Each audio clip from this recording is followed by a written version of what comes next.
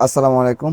বালনের প্রিয় দাগনভূঞা উপজেলার বন্যার আরেকটা ভিডিও নিয়ে চলে এলাম আপনাদের মাঝে। আপনারা অনেকে রিকোয়েস্ট করেছেন, ভাই আপনারা যারা রিকোয়েস্ট করতেছেন তাদেরকে বলতেছি, জানি আপনারা খবরাখবর জানার জন্য আসলে আমাদের কাছ থেকে ভিডিও আশা করেন বা সংবাদ আশা করেন। তো মূলত বিষয় হচ্ছে যে পরিস্থিতি যে পর্যায়ে চলে গেছে, ভিডিও করার মতো মন মানসিকতা বা সময় কোনোটাই নাই। আমরা আমাদের অবস্থান থেকে আমাদের স্বেচ্ছাসেবী দল যারা রয়েছি, আমরা উদ্ধার অভিযান এবং ত্রাণ বিতরণের কাজ নিয়ে আমরা ব্যস্ত আছি। তো এই যে ভিডিওটা দেখতে পাচ্ছেন, এটি হচ্ছে যে দাগনভূঞা একদম শহরের ভিডিও। দাগনভূঞা উপজেলা সদর হসপিটালের আশপাশের এলাকা। আমরা সামনে যে এলাকাটা দেখতে পাচ্ছেন, এটা হচ্ছে দাগনভূঞা উপজেলা হসপিটাল এরিয়া। তো এখানে দেখতে পাচ্ছেন খালি জায়গা যেগুলো, এগুলোতে পানি জমে আছে এবং হসপিটাল সড়কেও কিন্তু পানি যথেষ্ট পরিমাণ জমে আছে। তো আসলে আপনারা জানার চেষ্টা করেন যে কোথায় কী রকম অবস্থা। তো আমরাও চেষ্টা করি আপনাদেরকে দেওয়ার জন্য, কিন্তু পরিস্থিতি অনুযায়ী আসলে এখন আর ভিডিও করার মতো মন মানসিকতা নেই। আমি এই ভিডিওটা করেছি ভোর 6টা 30 মিনিটে, একদম প্রথম সকাল বলা যায়। সকাল 6টা 30 মিনিটে আমি এই ভিডিওটা করেছি। তারপরে এই যে আপনারা দেখতে পাচ্ছেন, এটি হচ্ছে যে হসপিটাল বাম পাশে যেটা, এটা হসপিটালের ভিতরেও মনে করেন যে ভিতর এরিয়াতে পানি জমে আছে। সামনের সড়কটাতেও মনে করেন যে পানি জমে আছে। এইভাবে মনে করেন যে দাগনভূঞা উপজেলার কোনো অংশ পানি ছাড়া নাই বলে আমার কাছে মনে হচ্ছে। আমাদের কাছে যতটুকু সংবাদ রয়েছে, দু একটা জায়গায় বাকি আছে, এগুলোতে বিকেলের মধ্যে পানি উঠার আশঙ্কা রয়েছে। যেমন আপনার জগৎপুর, করিমপুর, এরপর হচ্ছে যে বাদামতলি, এইসব এরিয়াগুলোতে পানি উঠার আশঙ্কা রয়েছে বিকেল বেলায়। আপনারা এখন দেখতে পাচ্ছেন যে ফাদিয়ার সড়ক বা এর আশেপাশের এলাকার চিত্র। এই দিকটা হচ্ছে যে আপনার ফেনী রোড।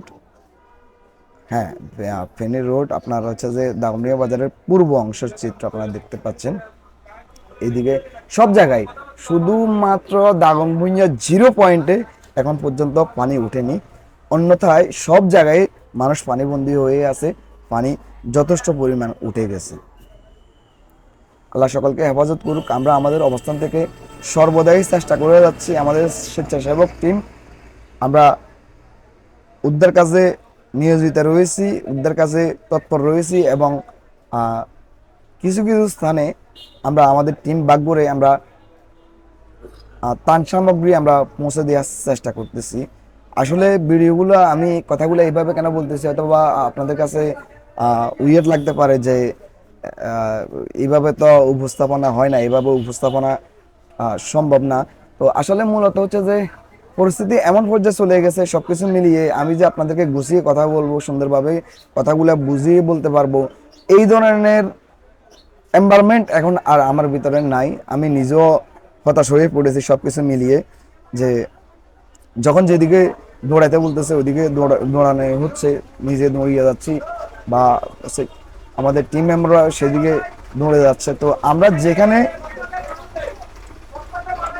একটি জরুরি বার্তা আপনাদেরকে দিয়ে রাখি, আমার ভিডিওটা দাগনভূঞা উপজেলার যারা দেখতেছেন তাদের উদ্দেশ্যে কথাগুলো বলা। আমাদের স্বেচ্ছাসেবক টিমেরা যখন আপনাদেরকে উদ্ধার কাজে যাচ্ছে, আপনাদের কিছু আচার ব্যবহার আমাদের উদ্ধার কাছে ব্যাঘাত ঘটাচ্ছে। যেমন মনে করেন যে আপনারা পুরুষ যারা রয়েছেন বা ইয়াং যারা রয়েছেন, তারা আমাদের স্বেচ্ছাসেবকের গাড়িতে আগে উঠে যাচ্ছেন।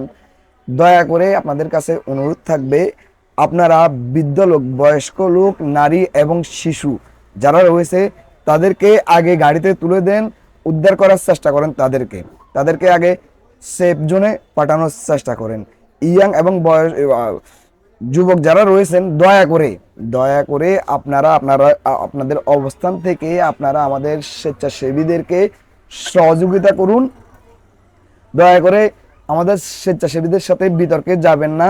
আমাদের এখান থেকে রুলস দেয়া হয়েছে যাতে করে আপনার বৃদ্ধ, বয়স্ক এবং শিশু বাচ্চারা যারা রয়েছে, মহিলা যারা রয়েছে, তাদেরকে আগে আনার জন্য। তো এটা প্রত্যেকটা ক্ষেত্রেই মনে করেন যে প্রযোজ্য। এই ধরনের দুর্যোগ মুহূর্তে শিশু, বাচ্চা এবং হচ্ছে যে মহিলা, বৃদ্ধাদেরকে প্রথম স্থানে রাখা হয়, তাদেরকে আগে উদ্ধার করা হয়।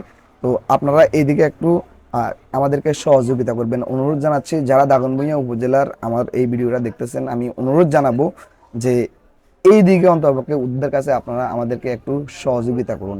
আর আপনারা ওখান থেকে যেখান থেকে বেরিয়ে আসেন না কেন, কোথায় যাবেন সেটা নির্দিষ্ট একটা আপনারা লোকেশন দিবেন যে আমরা অমুক জায়গায় যেতে যাচ্ছি, ওখানে যেতে যাচ্ছি। অন্যথায় মনে করেন যে আপনাদেরকে আমাদের পছন্দ অনুযায়ী যেখানে জায়গা খালি রয়েছে, যেখানে আশ্রয় নেওয়ার মতন ব্যবস্থা রয়েছে, আমরা সেখানে শিফট করতে আমাদের নিয়ম অনুযায়ী আমরা চলতে হবে। তো আপনারা যদি আপনাদের পছন্দের কোনো জায়গা থাকে, কোথাও যাওয়ার ইচ্ছে থাকে, আমরা সেখানে আপনাদেরকে নিয়ে যাওয়ার চেষ্টা করব। যাই হোক এখনকার ভিডিওটা যাই হোক এখনকার ভিডিওটা ছিল এই পর্যন্ত। যাচ্ছি, পরবর্তীতে যদি আবার দেখা হয় তাহলে অবশ্যই কথা হবে।